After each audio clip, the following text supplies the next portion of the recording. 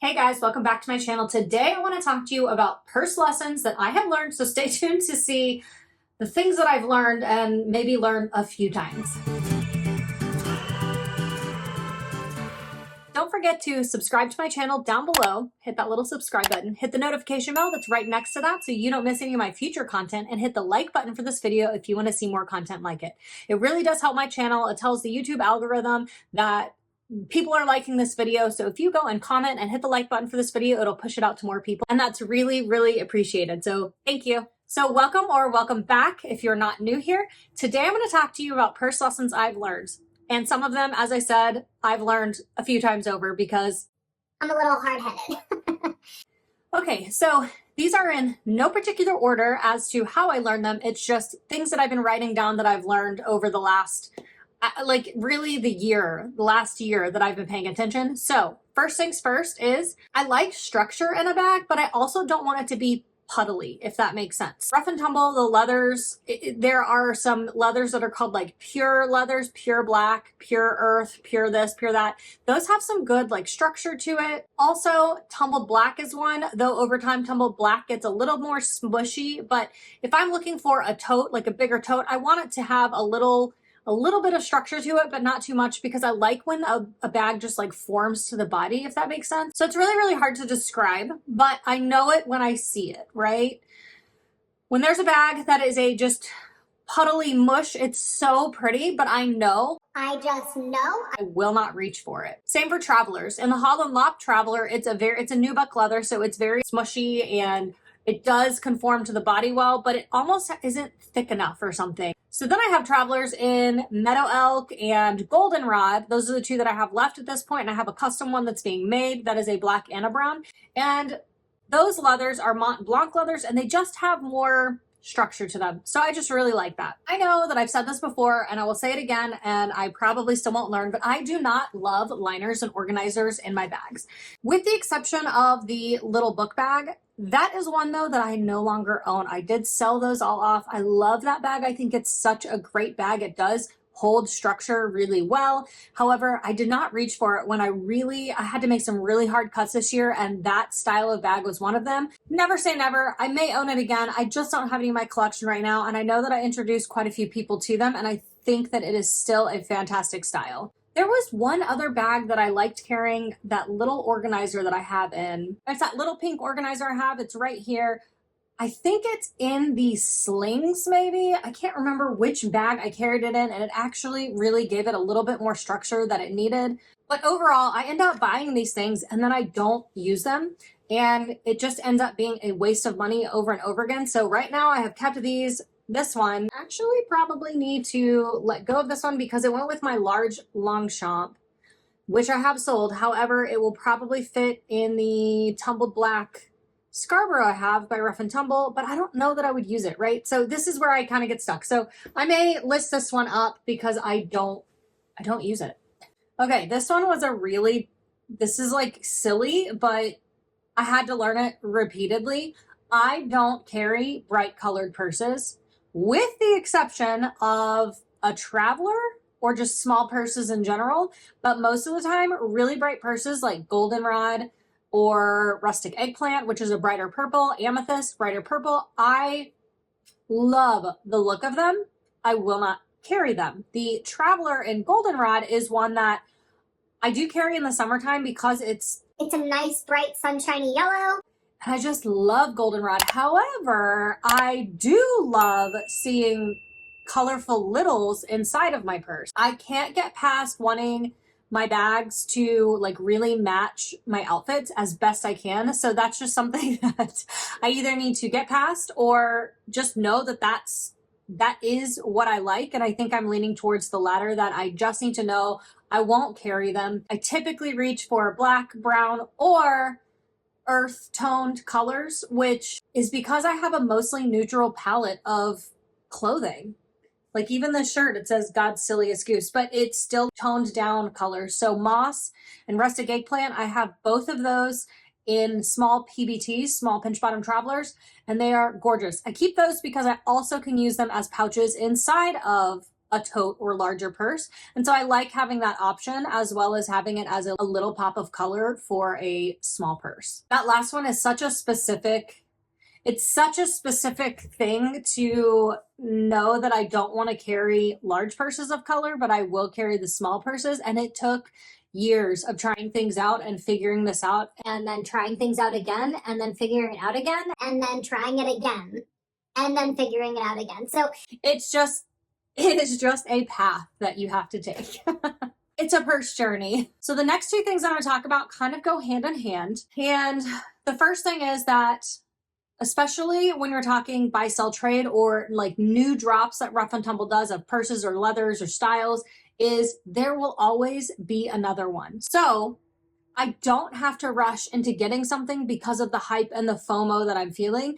Because let me tell you something, on buy, sell, trade, every time something new comes out, people purchase it, they get it, they try it, they realize they don't love it, and they sell it. Now, when you do that right at the beginning of a new drop, you can sell it on buy, sell, trade for the exact amount that you paid. But as time goes on, people want to pay less because it has changed hands more, it has had some use to it, etc., right? So you don't need to jump on that bandwagon immediately, because there will be more. And even if it's not right away that you see it on buy, sell, trade, or that somebody has returned it to Rough and Tumble and got their money back and they've listed it again, then it will be months or years down the road. However, when that comes around, do you still even want that thing to try? So that's a big one for me. And here's a really great example of that. Back in 2021, I think, I went on Rough and Tumble's website and I purchased a pine with fable lining, the OG pinch bottom traveler. I had paid over $200 for it, which is not a terrible price. I also had one that was in the wolf color.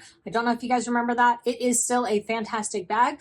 But right around that time, my husband, I think, lost his job or was in between jobs. And so I decided I was going to reach out to Rough and Tumble and see if I could just cancel that order just to save that money for that moment, right?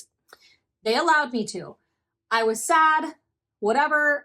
I moved on. I totally forgot about it. On buy, sell, trade, somebody listed up an OG pinch bottom traveler in pine with the fable lining. This was just a few months ago. I paid $110 for it, and it is in really pristine condition. And so that was a huge lesson to me. It took me, I got this. And I was so excited about it because I just love fable and I love pine, and I think it's a really good neutral for a bag. And I was telling my friend, you know what? I think I purchased that bag before from the website, and I had to cancel that order. I go back on my orders, and sure enough, there it was. I had purchased this for $208 and they thankfully let me cancel it. But I now paid $110 just a few years later, and I have it in my collection. And people are still looking for these because they no longer make the original pinch bottom traveler size.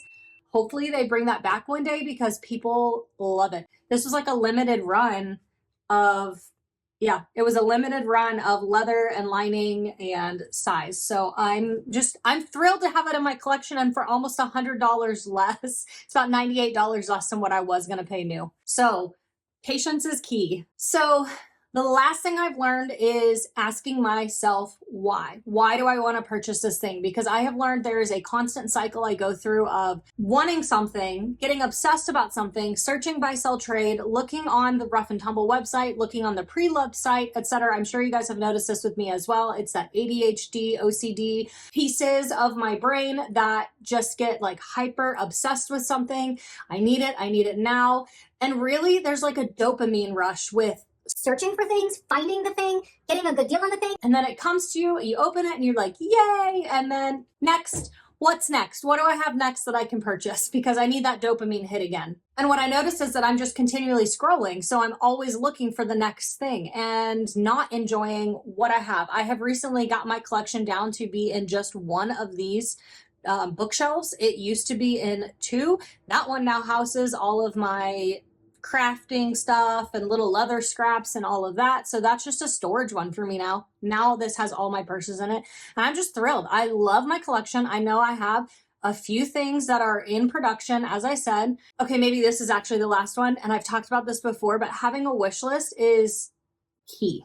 It's key. Having a wish list of things you want, because just like I do on Amazon, I have this running wish list, and I know I'm not fantastic about it, but I've been really working on trying to write the things down that I find myself wanting on this wish list. Recently, I had you guys know I got the Jenny. I absolutely love that purse. I have 2 or 3 that are like in production. Let's see, 2 that are in production with Rough and Tumble, and 1 with Laurel Dasso that's like an in-between size. And I thought, I'm good, but you know, I would really kind of like a small Jenny. But I'm looking at the leathers and I'm thinking, there's no leather that I want. I have the larges. I'll have a like orangey brown, like a light brown. I have a black. I'll have a dark brown. That's the one with Laurel. And then I'll also have a moss green. So I am set on larges for sure. So I'm looking at the smalls and I'm looking at fire clay, and I'm like, I have a large Marston that's being made in fire clay. I don't know that I will use that one enough to justify having a second bag, even though it is an earth tone and it's beautiful. I just don't know. So having the wish list is key. I just recently found a small Jenny on Treat that I did purchase. It's in granite. It is a gray, and y'all know that I don't typically reach for grays. However, because I wear so many neutrals, like I could wear it with this today and it would be fine. There's also back to that whole outfit matching purse thing. Like, does it have to match exactly perfectly? No. So I'm going to try it. It kind of goes against some of the things I just said because I'm hard-headed, but I just want to try a small Jenny, and I don't want it in a black. I don't want it in a brown, and I don't want it in a green because I already have that. I know I won't carry a purple. I know I won't carry it probably in like a reddish color. So here I am relearning everything I just told you. So while I'm not perfect, I'm trying. So those are the purse lessons I've learned so far that I've like when I really started paying attention.